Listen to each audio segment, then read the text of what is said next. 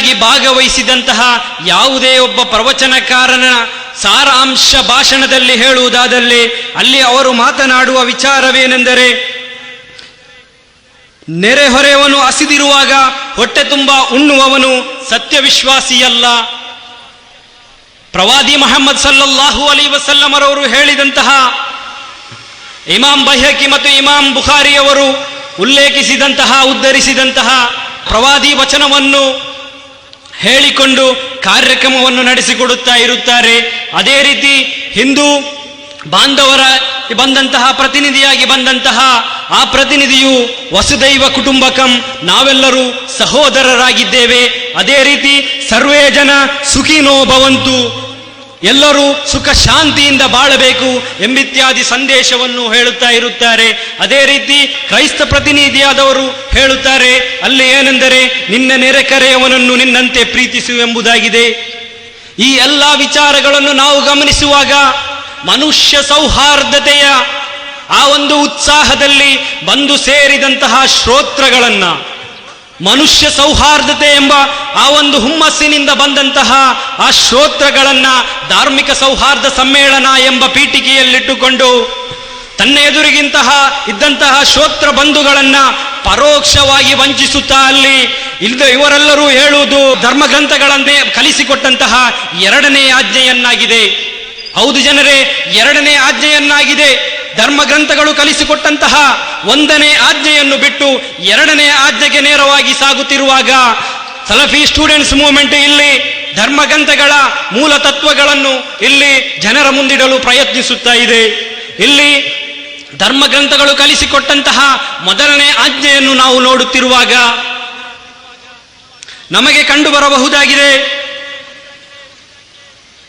ಅದರ ಮೊದಲನೇ ಆಜ್ಞೆಯನ್ನು ವಿವರಿಸುತ್ತಾ ಬೈಬಲ್ ಹೊಸ ಒಡಂಬಡಿಕೆಯ ಮಾರ್ಕನು ಬರೆದಂತಹ ಸುವಾರ್ತೆಯ 12ನೇ ಅಧ್ಯಾಯದ 29 ಮತ್ತು 30ನೇ ವಚನವನ್ನು ನಾವು ಗಮನಿಸುವಾಗ ಅಲ್ಲಿ ಹೇಳುತ್ತಿರುವಂತಹ ವಿಚಾರವೇನೆಂದರೆ, ಧರ್ಮಶಾಸ್ತ್ರಿಯೊಬ್ಬನು ಬಂದು ಯೇಸು ಕ್ರಿಸ್ತರಲ್ಲಿ ಕೇಳುತ್ತಾರೆ, ಎಲ್ಲ ದೈವಾಜ್ಞೆಗಳಲ್ಲಿ ಮೊದಲನೇ ಆಜ್ಞೆ ಯಾವುದು ಎಂದು. ಆ ಸಂದರ್ಭದಲ್ಲಿ ಯೇಸು ಕ್ರಿಸ್ತರು ಅದಕ್ಕೆ ಪ್ರತ್ಯುತ್ತರವಾಗಿ ಹೇಳುವಂತಹ ಮಾತು, ಓ ಇಸ್ರಾಯೇಲೇ ಕೇಳು, ನಮ್ಮ ದೇವನಾದ ಕರ್ತನು ಏಕೈಕ ಕರ್ತನಾಗಿದ್ದಾನೆ. ಆದುದರಿಂದ ನಿನ್ನ ದೇವನಾದ ಕರ್ತನನ್ನು ನೀನು ನಿನ್ನ ಪೂರ್ಣ ಹೃದಯದಿಂದ, ಪೂರ್ಣ ಪ್ರಾಣದಿಂದ, ಪೂರ್ಣ ಬಲದಿಂದ, ಪೂರ್ಣ ಹೃದಯದಿಂದ ನೀನು ಪ್ರೀತಿಸು ಎಂದಾಗಿದೆ. ಇದು ಮೊದಲನೇ ಆಜ್ಞೆ ಎಂದು ಬೈಬಲ್ ಕಲಿಸಿಕೊಡುತ್ತಾ ಇರುವಾಗ ಅದೇ ಅಧ್ಯಾಯದ ಮುಂದುವರಿದ ಭಾಗವಾಗಿ 30ನೇ ಉದ್ಧರಣಿಯಲ್ಲಿ ಅಥವಾ ವಚನದಲ್ಲಿ ನಮಗೆ ಕಂಡು ಬರಬಹುದಾಗಿದೆ, ನೀನು ನಿನ್ನ ನೆರೆಕವನನ್ನು ನಿನ್ನಂತೆ ಪ್ರೀತಿಸು. ಇದು ಅದರಂತೆ ಇರುವ ಎರಡನೇ ದೈವಾಜ್ಞೆಯಾಗಿದೆ. ಅದೇ ರೀತಿ ಹಿಂದೂ ಧರ್ಮ ಗ್ರಂಥವನ್ನು ನಾವು ಅವಲೋಕಿಸುವುದಾದಲ್ಲಿ ಹಿಂದೂ ಧರ್ಮ ಗ್ರಂಥಗಳಲ್ಲಿ ಕಂಡು ಬರಬಹುದಾದಂತಹ ಹಿಂದೂ ವೇದಾಂತ ಬ್ರಹ್ಮಸೂತ್ರವು ಈ ರೀತಿಯಾಗಿ ಕಲಿಸಿಕೊಡುತ್ತಾ ಇದೆ, ಏಕಂ ಬ್ರಹ್ಮಂ ದ್ವಿತೀಯ ನಾಸ್ತಿ ನೇನಾ ನಾಸ್ತಿ ಕಿಂಚನ್. ಭಗವಂತನು ಒಬ್ಬನೇ, ದ್ವಿತೀಯನಿಲ್ಲ, ಇಲ್ಲ ಸ್ವಲ್ಪವೂ ಕೂಡ ಇಲ್ಲ ಎಂಬುದಾಗಿದೆ ಅದರ ಅರ್ಥ. ದಿವ್ಯ ಕುರ್ಆನನ್ನು ನಾವು ಗಮನಿಸುವುದಾದಲ್ಲಿ, ದಿವ್ಯ ಕುರ್ಆನನ್ನು ನಾವು ಕಲಿಯುವುದಾದಲ್ಲಿ, ದಿವ್ಯ ಕುರ್ಆನಿನ 2ನೇ ಅಧ್ಯಾಯ ಸೂರಾ ಬಕರ ಅದರ 163ನೇ ಸೂಕ್ತದಲ್ಲಿ ಕುರ್ಆನ್ ಈ ರೀತಿಯಾಗಿ ವಿವರಿಸುತ್ತದೆ, ವ ಇಲಾಹುಕುಂ ಇಲಾಹುನ್ ವಾಹಿದ್ ಲಾ ಇಲಾಹ ಇಲ್ಲಾ ಹುವರ್ ರಹ್ಮಾನುರ್ ರಹೀಮ್. ನಮ್ಮ ದೇವನು ಏಕೈಕ ದೇವನಾಗಿರುತ್ತಾನೆ, ಆ ಪರಮ ದಯಾಮಯನು ಕರುಣಾನಿಧಿಯೂ ಆದ ಅಲ್ಲಾಹನಲ್ಲದೆ ಇನ್ನೊಬ್ಬ ಆರಾಧ್ಯನಿಲ್ಲ ಎಂಬುದು. ಈ 3 ವೇದ ಧರ್ಮ ಗ್ರಂಥಗಳನ್ನು ನಾವು ಅವಲೋಕಿಸುವಾಗ ಅದರ ಮೂಲ ಸಾರಾಂಶವೇನೆಂದರೆ ದೇವನೊಬ್ಬನೇ ಎಂಬುದಾಗಿದೆ. ಆ ದೇವನನ್ನು ಮಾತ್ರ ಆರಾಧಿಸಬೇಕು ಎಂಬುದಾಗಿದೆ. ಹೀಗಿರುವಾಗ ನಮ್ಮ ಸಮಾಜದಲ್ಲಿ ನಮ್ಮ ಬಂಧುಗಳು, ನಮ್ಮ ಸಹೋದರರು ಇಂದು ಆರಾಧ್ಯರನ್ನಾಗಿ ಸ್ವೀಕರಿಸಿಕೊಂಡದ್ದು ಯಾರನ್ನೆಲ್ಲ ಎಂದು ನಾವು ಪರಿಶೋಧಿಸುವಾಗ ನಮ್ಮ ಸಮಾಜದಲ್ಲಿ ಕಲ್ಲನ್ನು ಆರಾಧಿಸುವವರಿದ್ದಾರೆ, ಅದೇ ರೀತಿ ಹುಲ್ಲನ್ನು ಆರಾಧಿಸುವವರಿದ್ದಾರೆ, ಗಿಡಗಳನ್ನು ಆರಾಧಿಸುವವರಿದ್ದಾರೆ, ಜಡ ವಸ್ತುಗಳನ್ನು ಆರಾಧಿಸುವವರಿದ್ದಾರೆ. ಗಿಡ ಜಡಗಳನ್ನು ಆರಾಧಿಸುತ್ತಾ ಹೂವನ್ನು, ಹಾವನ್ನು, ಗೋವನ್ನು ಆರಾಧಿಸುವಂತಹ ಸಹೋದರರು ನಮ್ಮ ಸಮಾಜದಲ್ಲಿರುವಾಗ, ನಮ್ಮ ಸಹೋದರರಾಗಿರುವಾಗ, ಅದೇ ರೀತಿ ನಾಗನನ್ನು, ತೇಗದ ಮರವನ್ನು ಆರಾಧಿಸುವಂತಹ ಜನರು ನಮ್ಮ ನೆರೆಕರೆಯಲ್ಲಿರುವಾಗ, ವಿಗ್ರಹಗಳನ್ನು, ಸಮಾಧಿಗಳನ್ನು ಆರಾಧಿಸುವವರು ನಮ್ಮಡೆಯಲ್ಲಿರುವಾಗ, ಮೃತರನ್ನು, ಜೀವಂತರನ್ನು ಆರಾಧಿಸುವವರು ನಮ್ಮ ಬಳಿ ಇರುವಾಗ, ನಮ್ಮ ಸಮುದಾಯದಲ್ಲಿರುವಾಗ, ನಮ್ಮ ಸಹೋದರರಾಗಿರುವಾಗ, ನಕ್ಷತ್ರ ತಾರೆಗಳನ್ನ, ಸೂರ್ಯ ಚಂದ್ರರನ್ನ ಆರಾಧಿಸುವವರು ನಮ್ಮ ಸಮಾಜದಲ್ಲಿದ್ದಾರೆ. ಆದುದರಿಂದ ಇದನ್ನು ಖಂಡಿಸಿ ಆದರಣೀಯ ಕುರ್ಆನ್ ಅದರ 41ನೇ ಅಧ್ಯಾಯ ಹಾಮೀಮ್ ಅಸ್ಸಜದ ಅದರ 37ನೇ ಸೂಕ್ತದಲ್ಲಿ ಈ ರೀತಿಯಾಗಿ ಹೇಳುತ್ತದೆ, ವಮಿನ್ ಆಯಾತಿಹಿ ಲೈಲುಂ ವನ್ನಹಾರು ವಶ್ಶಂಸು ವಲ್ ಕಮರು ಲಾ ತಸ್ಜುದು ಲಿಶ್ಶಂಸಿ ವಲಾ ಲಿಲ್ ಕಮರ್ ವಸ್ಜುದು ಲಿಲ್ಲಾಹಿಲ್ಲಜೀ ಖಲಕಹುನ್ನ ಇನ್ ಕುಂತುಂ ಇಯ್ಯಾಹು ತಅಬುದೂನ್.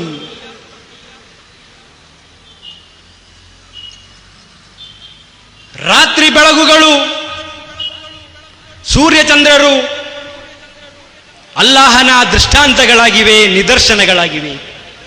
ಆದುದರಿಂದ ನೀವು ಸೂರ್ಯನಿಗೂ ಚಂದ್ರನಿಗೂ ನೀವು ಸಾಷ್ಟಾಂಗವೆರಗಬೇಡಿರಿ.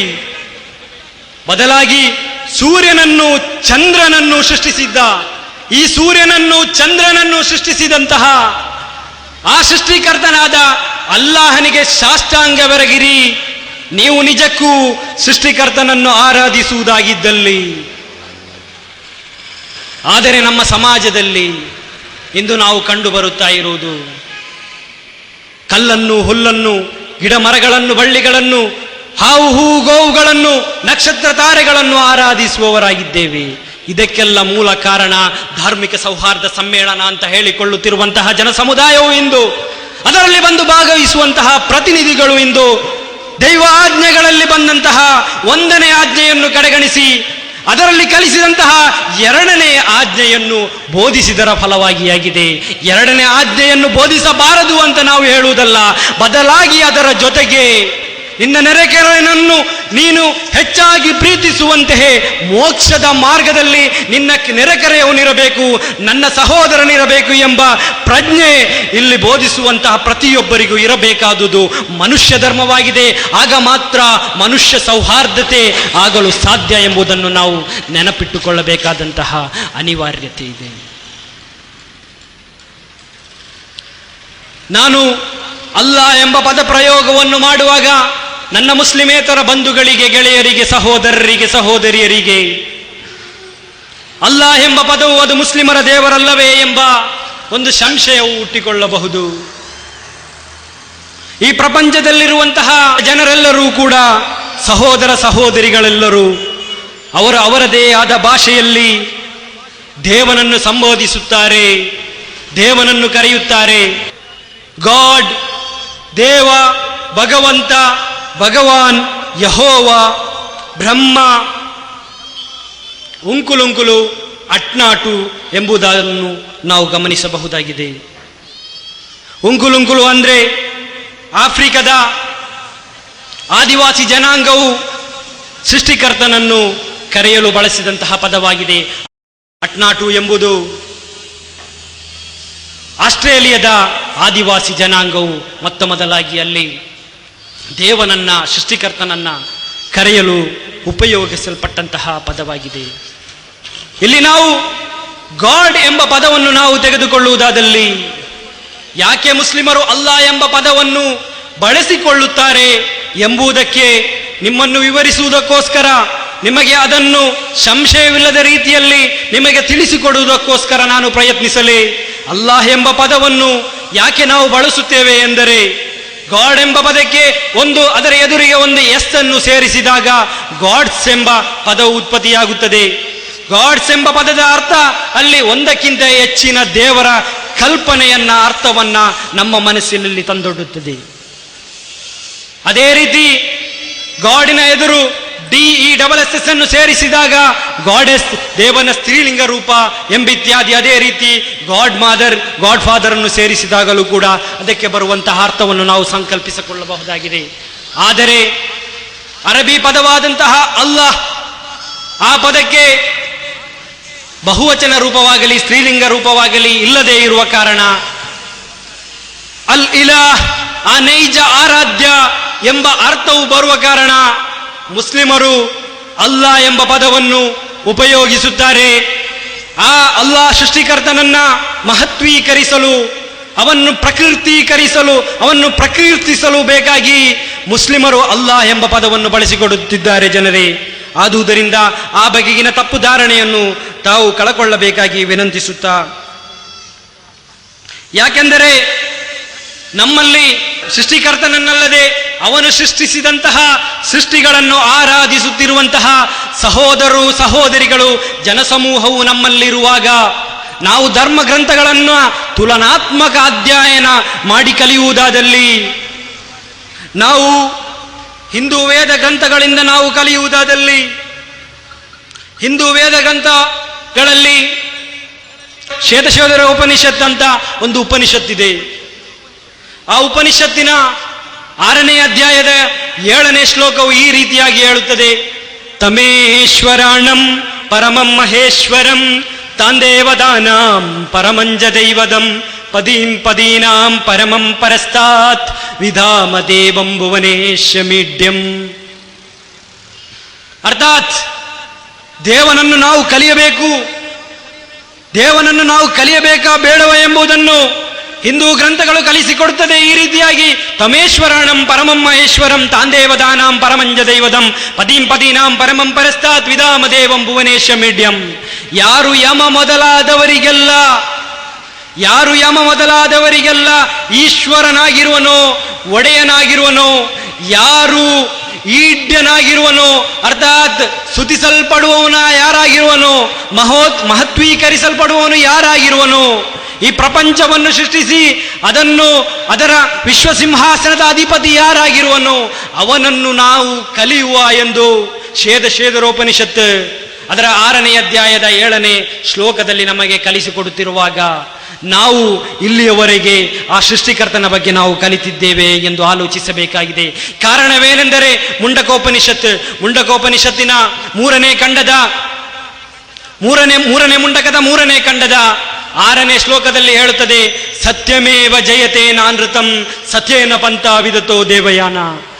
ಅರ್ಥಾತ್ ಸತ್ಯವೇ ಕೊನೆಗೆ ಗೆಲ್ಲುತ್ತದೆ. ಯಾರು ಸತ್ಯ ಮಾರ್ಗದಲ್ಲಿ ಸಾಗುತ್ತಾರೋ ಅವರು ಕೊನೆಗೆ ಮೋಕ್ಷವನ್ನು ಪಡೆಯುತ್ತಾರೆ, ಆ ದೇವನನ್ನು ಸಂಧಿಸುತ್ತಾರೆ, ಆ ದೇವನನ್ನು ಭೇಟಿಯಾಗುತ್ತಾರೆ. ಯಾರು ಮೋಕ್ಷದ ಮಾರ್ಗದಲ್ಲಿ ಸಾಗುತ್ತಾರೋ, ಪ್ರವಾದಿಗಳ ಮಾರ್ಗದಲ್ಲಿ, ಋಷಿಗಳ ಮಾರ್ಗದಲ್ಲಿ ಯಾರು ಸಾಗುತ್ತಾರೋ ಅವರಿಗೆ ಮೋಕ್ಷವಿರುವುದು ಎಂಬುದನ್ನು ಕಲಿಸಿಕೊಡುತ್ತಿರುವಾಗ ನಾವು ಆಲೋಚಿಸಬೇಕಾಗಿದೆ, ನಾವು ಅದರ ಬಗ್ಗೆ ತಿಳಿಯುವುದು ಬೇಡವೇ? ಆದರಣೀಯ ಕುರ್ಆನ್ ಅದರ 17ನೇ ಅಧ್ಯಾಯ ಸೂರಾ ಬನಿ ಇಸ್ರಾಯಿಲ್ ಅದರ 81ನೇ ಸೂಕ್ತದಲ್ಲಿ ಈ ರೀತಿಯಾಗಿ ಹೇಳುತ್ತದೆ: ವಕುಲ್ ಜಾಹಲ್ ಹಕ್ಕು ವಜಹಕಲ್ ಬಾತಿಲು ಇನ್ನಲ್ ಬಾತಿಲ ಕಾನ ಜಹೂಕಾ. ಸತ್ಯವು ಬಂದು ಬಿಟ್ಟಿತು, ಮಿಥ್ಯವು ಅಳಿದು ಹೋಯಿತು, ಮಿಥ್ಯವು ಅಳಿದು ಹೋಗುವಂತದೇ ಎಂದು ಪ್ರವಾದಿಯವರೇ ನೀವು ಘೋಷಣೆ ಮಾಡಿರಿ ಎಂದು ಪವಿತ್ರ ಕುರ್ಆನ್ ನಮಗೆ ಕಲಿಸಿಕೊಡುತ್ತಿರುವಾಗ ನಿಜವಾದ ನಮ್ಮ ದೇವನಾರು ಎಂದು ನಾವು ಕಲಿತುಕೊಳ್ಳಬೇಕಾದಂತಹ ಅನಿವಾರ್ಯತೆವಿದೆ. ಕಾರಣ ಏನೆಂದರೆ ವ್ಯಾಸ ಮಹರ್ಷಿಯು ಭವಿಷ್ಯತ್ ಪುರಾಣದ ಪ್ರತಿಸರ್ಗ ಪರ್ವ 3ನೇ ಅಧ್ಯಾಯ 5ನೇ ಶ್ಲೋಕದಲ್ಲಿ ಮುಹಮ್ಮದ್ ಪ್ರವಾದಿ ಸಲ್ಲಲ್ಲಾಹು ಅಲೈಹಿ ವಸಲ್ಲಮರ ಉಲ್ಲೇಖ ಅದರಲ್ಲಿ ನಮಗೆ ಕಂಡು ಬರಬಹುದಾಗಿದೆ. ಏತಸ್ಮಿನೆಂದರೆ ಮ್ಲೇಚ್ಛಾಚಾರ್ಯ ಸಮನ್ವಿತ ಮಹಮ್ಮದ ಇತಿ ಖ್ಯಾತ ಶಿಷ್ಯಶಾಖಾ ಸಮನ್ವಿತಂ. ಮಹಮ್ಮದ ಇತಿ ಖ್ಯಾತ ಶಿಷ್ಯಶಾಖಾ ಸಮನ್ವಿತಂ, ಮಹಮ್ಮದ ಇತಿ ಖ್ಯಾತ ಶಿಷ್ಯಶಾಖಾ ಸಮನ್ವಿತಂ ಅಂತ ಅಲ್ಲಿ ಮಹಮ್ಮದ್ ಎಂಬ ಪದದ ಪ್ರಯೋಗ ಭವಿಷ್ಯತ್ ಪುರಾಣದಲ್ಲಿ ಉಲ್ಲೇಖವಾಗಿದೆ. ಅರ್ಥಾತ್ ಭವಿಷ್ಯದಲ್ಲಿ ಮಹಮ್ಮದ್ ಎಂಬ ಆಚಾರ್ಯನು ಅಥವಾ ಪ್ರವಾದಿಯು ತನ್ನ ಶಿಷ್ಯರೊಂದಿಗೆ ಪ್ರತ್ಯಕ್ಷರಾಗುವರು.